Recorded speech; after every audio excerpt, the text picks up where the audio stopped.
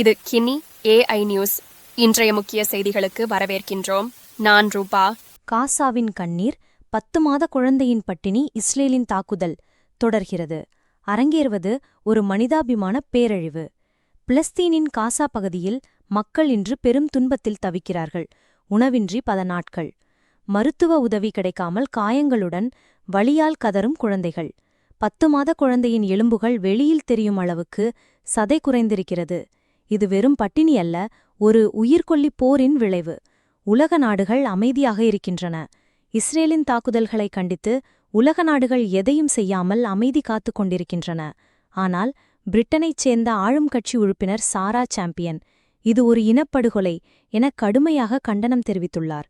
இருப்பினும் பிரிட்டன் உள்ளிட்ட நாடுகள் இஸ்ரேலுக்கு ஆயுத ஏற்றுமதியை தொடர்ந்து செயல்படுத்திக் கொண்டிருக்கின்றன. உதவிக்குச் சுவர், உணவு லாரிகளுக்கு தடை. காசா மக்கள் உயிர்காக்க வேண்டிய உணவுகளை ஏற்றிய உதவி லாரிகளை கூட சிலர் தடுக்கின்றனர். இது ஹமாஸுக்குச் செல்லும் என்பதையே காரணமாக கூறுகிறார்கள்.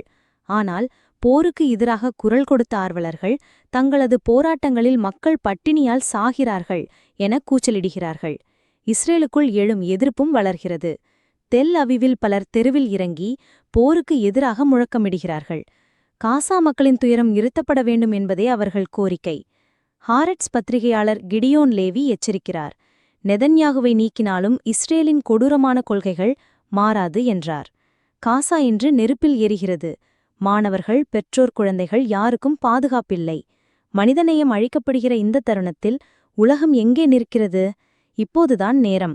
உணவு, மருந்து, பாதுகாப்பு, இந்த மூன்றையும் காசா மக்களுக்கு உடனடியாக வழங்க அனைவரும் குரல் கொடுக்க வேண்டும். இது ஒரு மனிதநேய சோதனை.